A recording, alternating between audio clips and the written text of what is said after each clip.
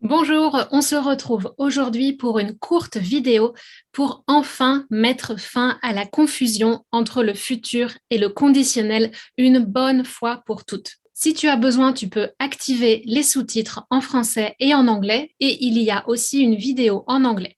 If you don't speak French, there's a video in English about the same topic.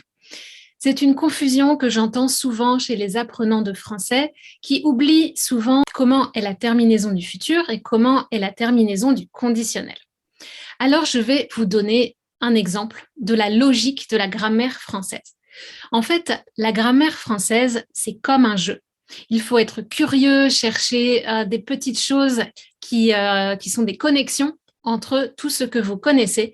Donc, c'est vraiment hyper intéressant, stimulant et ce n'est jamais ennuyeux quand on apprend la grammaire comme ça. Donc, je vais te donner un exemple aujourd'hui avec le futur et le conditionnel. Alors, c'est parti. On va regarder quelques visuels pour que ça rentre bien dans ton cerveau. Donc, arrêtez de confondre le futur et le conditionnel. Donc, on va commencer par regarder le futur simple.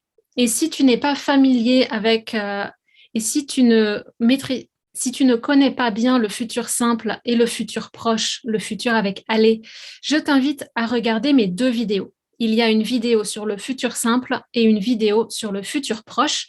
Et si tu regardes ces vidéos, tu pourras vraiment bien comprendre la vidéo aujourd'hui. Et si tu aimes apprendre la grammaire de cette façon, que tu veux d'autres vidéos, n'oublie pas de t'abonner et d'activer les notifications avec la cloche. Tu peux aussi t'abonner à ma newsletter, écouter mon podcast ou alors me contacter pour des leçons privées ou en groupe si tu veux progresser plus vite et améliorer ton français pour passer au niveau supérieur. Alors, regardons nos futurs. Donc, le futur simple, ce sont les formes comme je trouverai, j'habiterai, j'attendrai, je prendrai, tu feras, il, elle parlera, on permettra, elle se présentera, nous verrons, vous verrez, ils, elles penseront, verront, etc. Ça, c'est le futur simple. Alors, comment on construit le futur simple?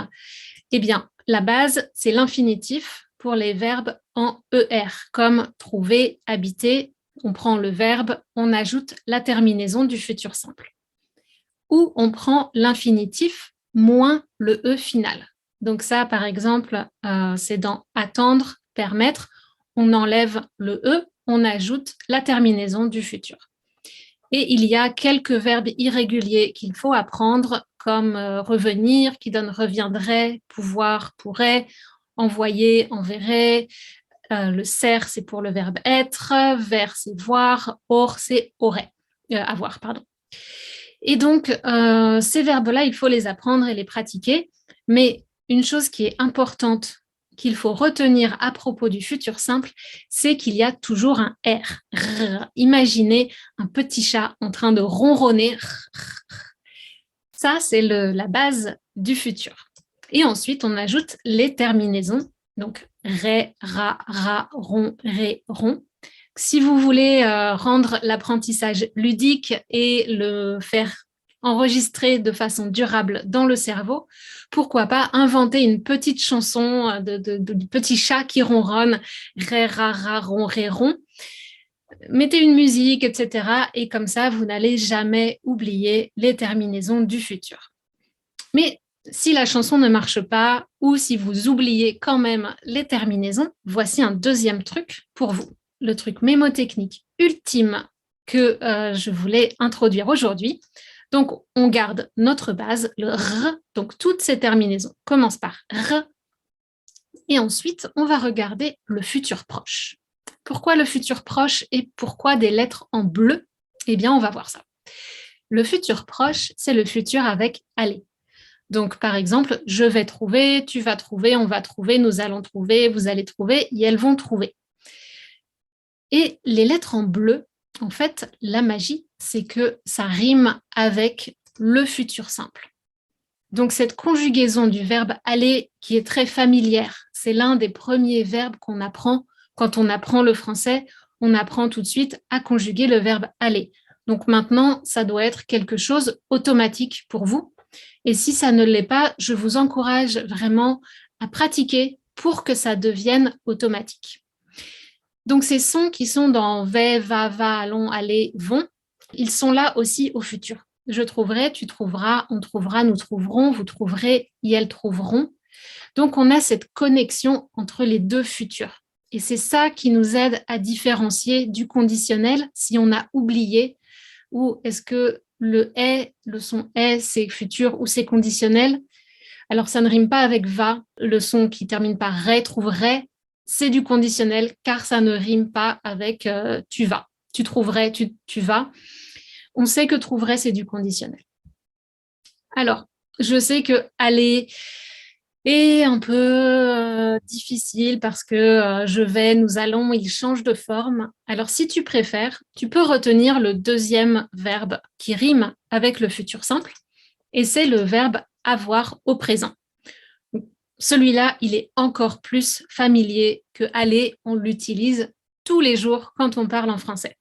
Donc, ça doit être automatique pour toi. Et si ça ne l'est pas, entraîne-toi pour que ça devienne automatique. Donc, avoir au présent, j'ai, tu as, on a, nous avons, vous avez, elles ont. Et on voit que ça rime exactement. Même l'orthographe est même identique entre avoir au présent et le futur simple. Donc, c'est vraiment l'idéal. Si tu te souviens que le futur, c'est les mêmes terminaisons que avoir au présent, eh bien, tu n'oublieras jamais ce que sont les terminaisons du futur simple. Et je voulais te donner un autre petit truc mémotechnique parce que si tu n'es pas au clair avec l'usage de futur proche et futur simple, quand on utilise le futur proche, quand on utilise le futur simple, j'ai voulu comparer avec l'anglais et l'espagnol pour essayer de t'aider. Donc, c'est la même structure en français, en anglais, en espagnol et à peu près les mêmes usages. Il peut y avoir quelques différences, mais la majorité, c'est identique. Donc, en anglais, on a am, is, are, going to find. Donc, going, c'est le verbe aller au présent. Eh bien, en français, c'est le verbe aller au présent. En espagnol, voy a encontrar, c'est la même chose. On conjugue le verbe ir, le verbe aller, et on ajoute le verbe à l'infinitif après. Donc, c'est vraiment très simple. En général, les apprenants maîtrisent cette structure assez rapidement.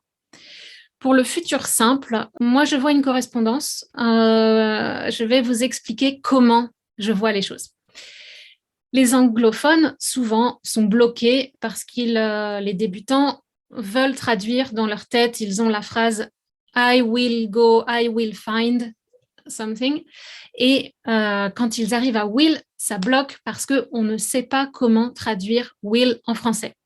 Alors, c'est normal, il n'y a pas « will » en français.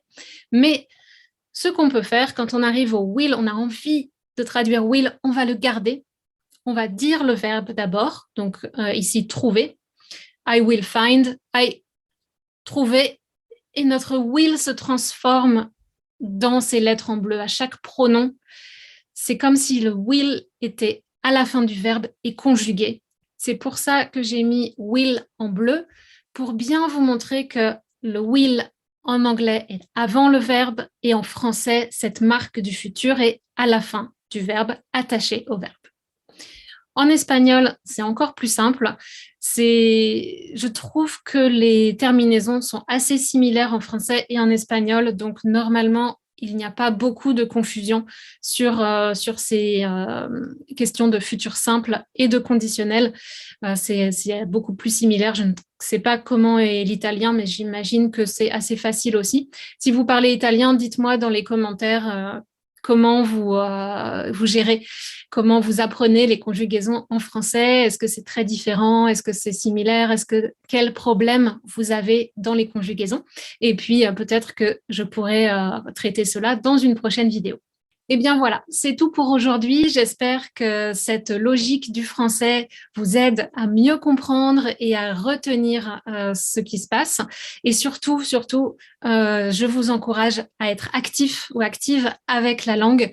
Et juste regarder cette vidéo ne va pas avoir un effet durable sur vous.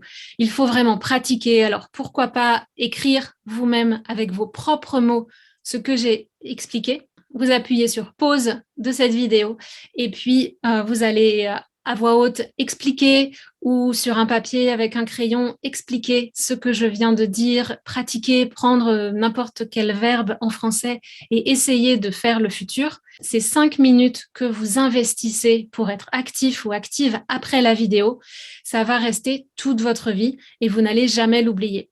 Moi, je trouve que c'est un bon investissement du temps. Vous ne trouvez pas?